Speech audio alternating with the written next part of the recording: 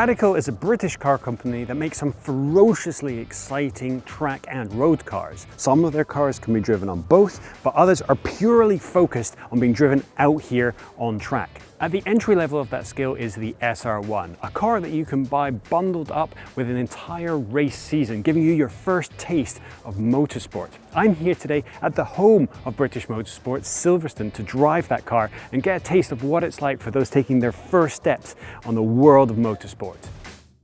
The Radical SR1 looks every part the race car. Without concessions to road legality, it's free to have a truly race-ready look, from the huge splitter at the front to the massive wing at the rear.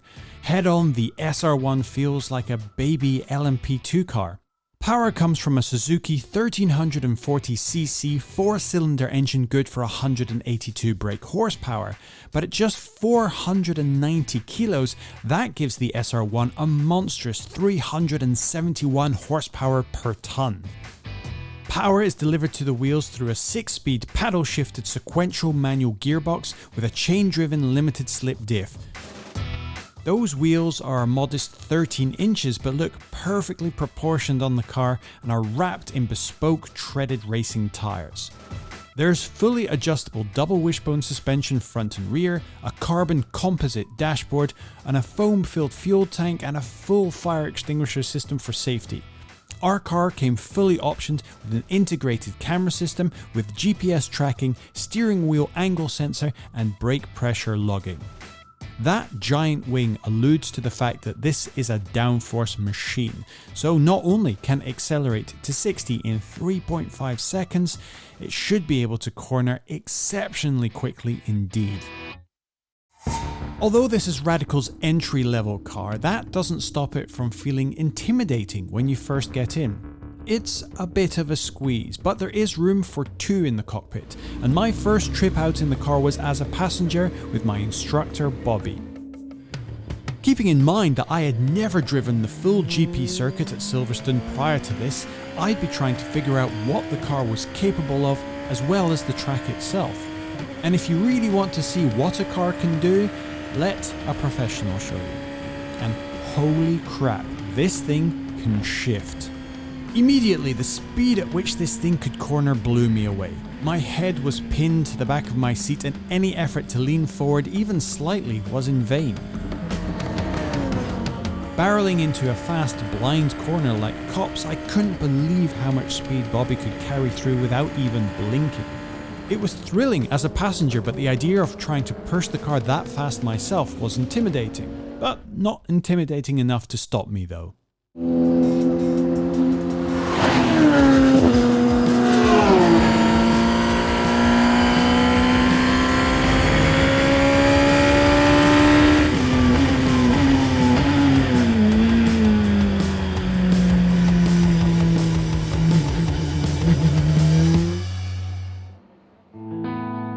I just got out of my first session in the SR1, and as a passenger observing just how much this car can hold on through the corners. It's a combination of mechanical grip and that big ass wing on the back, which is causing enough aero for it to carry way more speed through the corners than you would guess.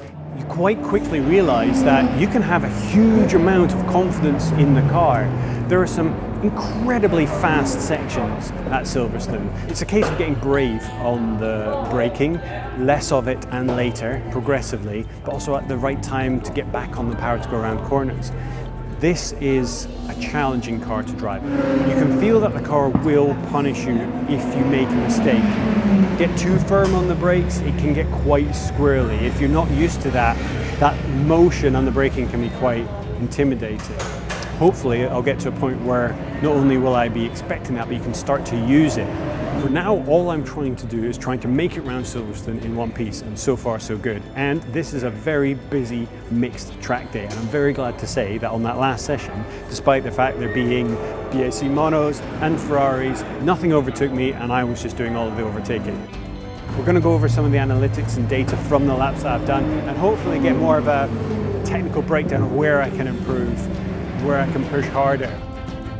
Getting the chance between sessions to study your onboard footage with all of the data overlaid really gives you an opportunity to take those split-second decisions and analyze them frame by frame. Track placement, braking point, apex speed, everything is right there on the screen, and it can accelerate your learning experience exponentially.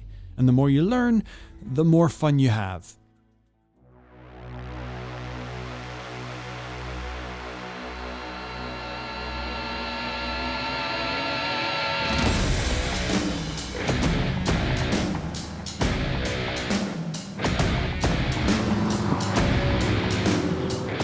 Getting that first passenger ride made the car feel like its potential was completely out of my grasp, but getting to grips with it myself out on circuit, I realised that this car was designed exactly for people like me.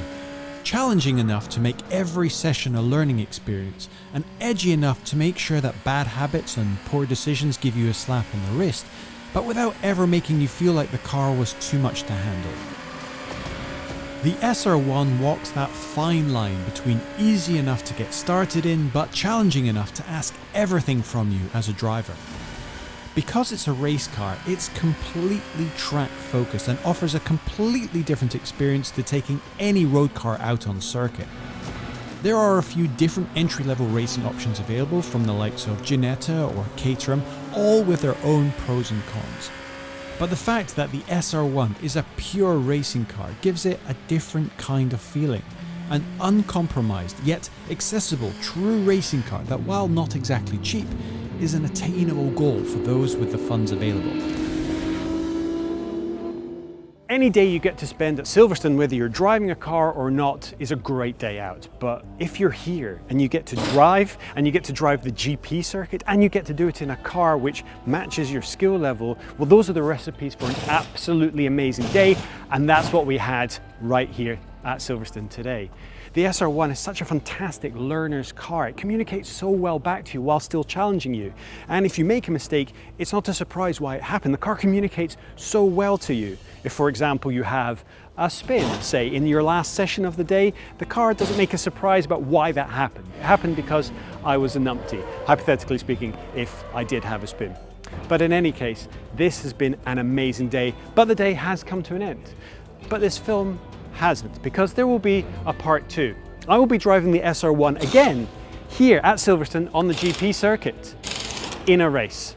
I will be having a seat in the 4th round of the SR1 Cup here at Silverstone, and I'll be doing 2 races of 20 minutes on the Saturday and a 45-minute endurance race on the Sunday.